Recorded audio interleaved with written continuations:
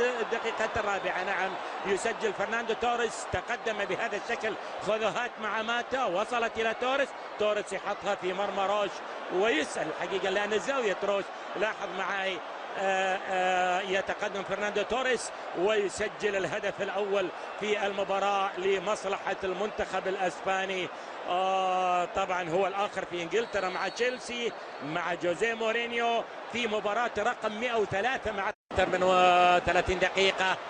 محاولة المنتخب الأسباني بينية، يأتي الثاني، جول ثاني للأسبان. دافيد سيلفا يتقدم ويسجل الهدف الثاني أخيرا لمصلحة المنتخب الأسباني. هنا دافيد سيلفا، وهنا ديل بوسكي، وهنا دافيد سيلفا.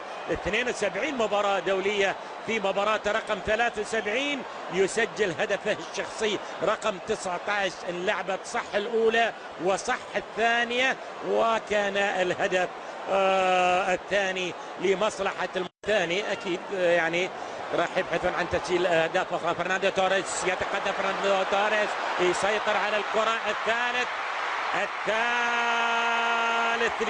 طبعا حارس المرمى روش.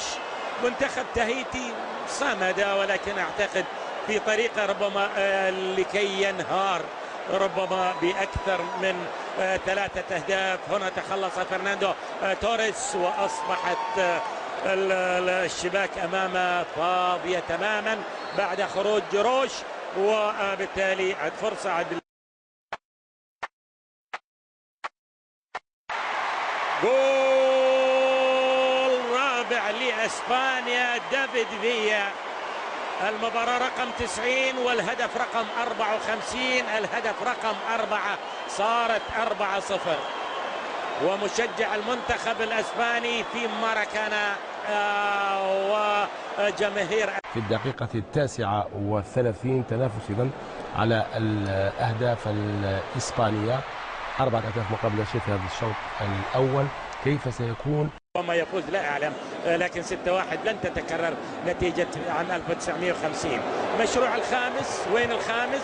يجي الخامس، الدربكة انتهت، لكن العمل على تسجيل الهدف الخامس يتواصل حتى في هذه اللقطة. هذا هو الخامس أمامك، خلاص مباشرة الهدف الخامس مع بداية الشوط الثاني للمباراة. يتقدم هنا دافيد فيا، ولكن اللعبة الجميلة والنقل الجميلة كانت من مونريال، وبالتالي دافيد فيا أصبح مرشحا الآن لكي يأتي بالهاتريك مع فرناندو توريس. لست منهم، لكن عجب الرد على مرتين يمكن من أخبار تهيتي. السادس، جاك السادس، خلاص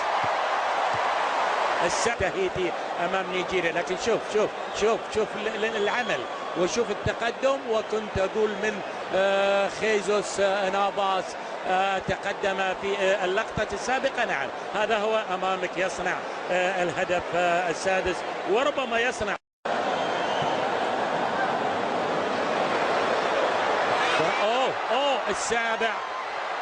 السابع امامك الان. دافيد فيا المنتخب الاسباني.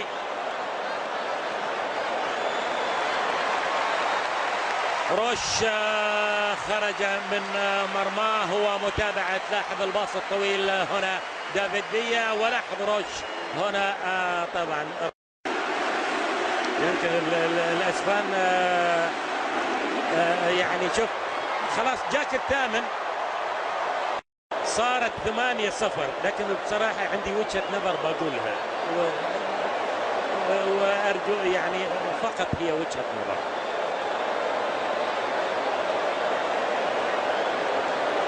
لاحظ هنا يتقدم ماتا، وهنا الهدف الثامن اللي حدث في القاهرة. في تعاطف كبير من الأنصار والمشجعين هنا، ولكن المحاولة الأخرى وفرناندو توريس، جول رقم سوبر هاتريك أمامك الآن. اللاعب اللي يقدر يتلاعب بمدافعي منتخب ألمانيا يستطيع أكثر وأكثر أنه يتلاعب بمدافعي منتخب تهيتي. وبالتالي سوبر هاتريك الآن لفرناندو توريس، ويكون في تاريخ كأس القارات أمامك.